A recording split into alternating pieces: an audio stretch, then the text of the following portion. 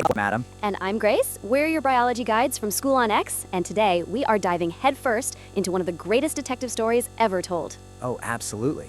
This is bigger than any crime novel. We're on the hunt for the most fundamental secret in the universe.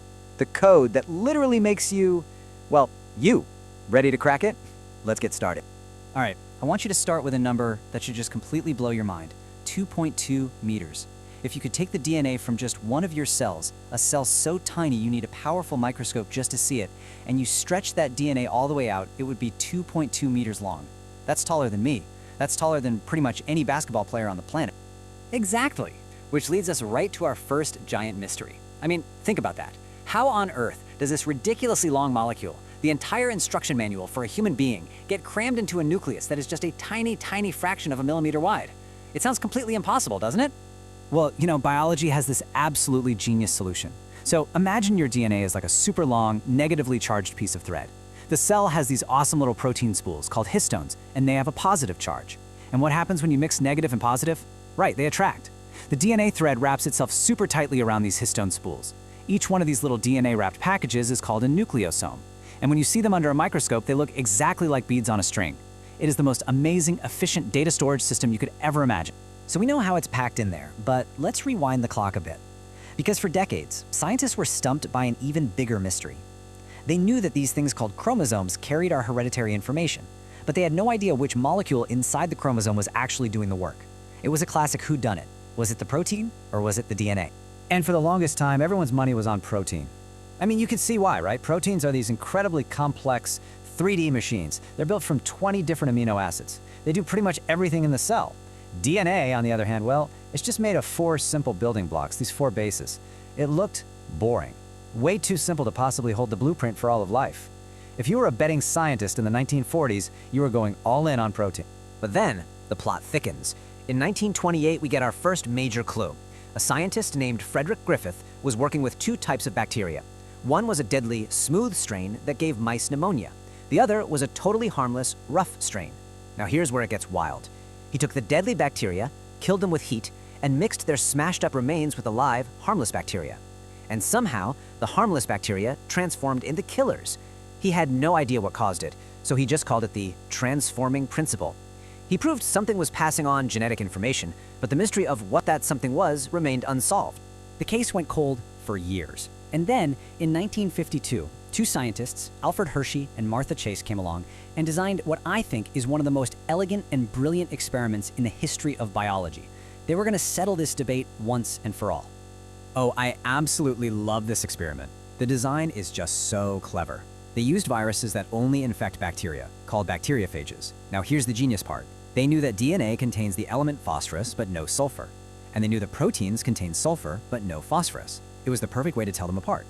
So they created 2 batches of viruses. In one batch, they used radioactive phosphorus to make just the DNA glow. In the other, they used radioactive sulfur to make just the protein codes glow. Then, they let both batches of tagged viruses infect some unsuspecting E. coli bacteria. And now for the moment of truth. After letting the viruses do their thing, Hershey and Chase put the whole mixture into a kitchen blender. No, I'm serious, a regular blender, to shake the virus shells off the bacteria. Then they spun it all down in a centrifuge, which pulled the heavier bacteria to the bottom. And when they checked for the radioactive glow, they found that only the radioactive phosphorus, the tag on the DNA, had actually gone inside the bacterial cells. The radioactive protein was just left floating outside. The proof was right there. It was undeniable. The DNA was the stuff that got injected. And just like that, bam! Case closed. DNA, the simple molecule that everyone had dismissed, was finally, definitively proven to be the genetic material. But you know how it is in science. Every time you answer one big question, you just uncover an even bigger, more exciting one. Exactly. So, Grace, we now know for sure that DNA is the secret of life. But what does it actually look like? I mean, how is this molecule built? Because understanding its structure was the only path to figuring out how it could possibly store and, this is the really important part, copy all of that information. Right, and when Watson and Crick finally cracked that puzzle in 1953, they instantly got how huge it was. In their famous paper, they included this sentence, which is maybe the biggest understatement in scientific history. What they were basically saying was, hey, the shape we just figured out is so perfect that it literally shows you how life copies itself. It was one of the greatest aha moments of all time. And this is it. the most famous molecule in science, the iconic double helix. Their model completely changed biology, but we have to remember it was built on the absolutely critical X-ray images taken by the brilliant scientist Rosalind Franklin alongside her colleague Maurice Wilkins. Her data, her famous photograph 51, was the key piece of evidence that unlocked the whole puzzle. It showed a structure that wasn't just beautiful, it was perfectly designed for its job. Okay, so let's zoom in on the most crucial feature of this structure. It's like a twisted ladder, right? It has two long chains running in opposite directions. And the rungs of that ladder are made of our four bases, A, T, C, and G. But here is the golden rule, the secret code that makes everything work. Adenine on one side always pairs up with thymine on the other, and guanine always pairs up with cytosine. A with T, G with C, always. This specific pairing is everything. It means if you have one side of the ladder, you automatically know the sequence of the other side. That's the secret to how DNA makes perfect copies of itself over and over again. So, with the structure finally solved, Francis Crick proposed what he called the central dogma of molecular biology. And this is basically the master plan. It's the fundamental flow of information, showing how the instructions locked away in DNA are actually used to build and run a living organism. Oh, I love this analogy. Okay, think of all your DNA as a giant, priceless master cookbook. It's kept safe in the most secure room imaginable, the cell's nucleus, which we'll call our library. This single book contains every recipe the cell will ever need. The central dogma is just the name for the process of taking those recipes and using them to cook the final dishes. And in a cell, those dishes are the proteins that do all the actual work. Okay, so step one is replication. Think about it. Before our library, the cell, can divide to make two new libraries, it has to make a perfect exact copy of that entire master cookbook, right? You can't have one of the new libraries missing half the recipes. So that's what replication is, making a complete and flawless copy of all the DNA, ensuring each new cell gets its own full instruction manual. All right, next up, transcription. Now you wouldn't take that one-of-a-kind, priceless cookbook into the messy kitchen, would you? You're not gonna risk getting stuff spilled on it. Of course not. You'd find the recipe you need for tonight's dinner, and you'd carefully copy it down onto a small, portable note card. In the cell, that note card is a molecule called messenger RNA, or mRNA. And this process of copying one recipe, one single gene, from the DNA cookbook onto an mRNA note card is called transcription.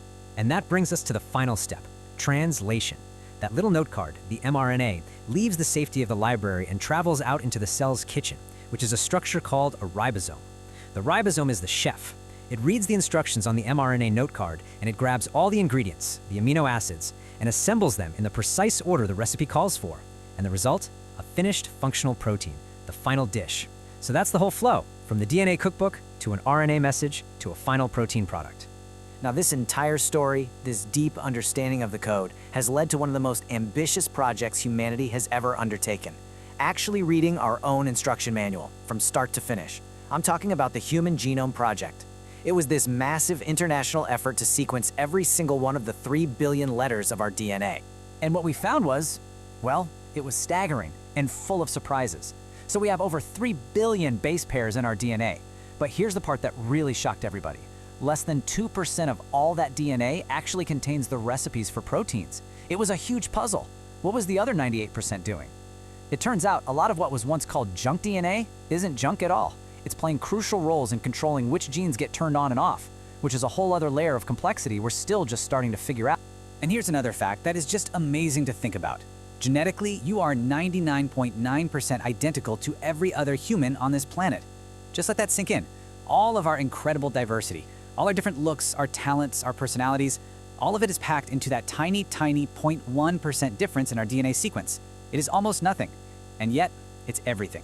And that tiny 0.1% difference is exactly what makes a technology like DNA fingerprinting possible. It's such a powerful application of this science. The technique zeroes in on specific parts of our DNA that vary a lot from person to person, especially in areas where short DNA sequences repeat a bunch of times.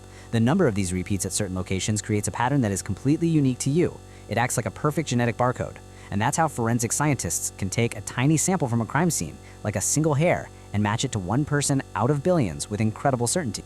So from a molecule taller than a person packed into a microscopic space, to a simple 4-letter code that writes the story of all life, we have only just started to read our own book.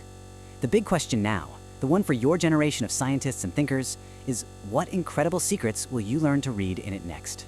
Thanks for going on this amazing journey with us today. From me, Adam, and from all of us here at SchoolOnX, stay curious.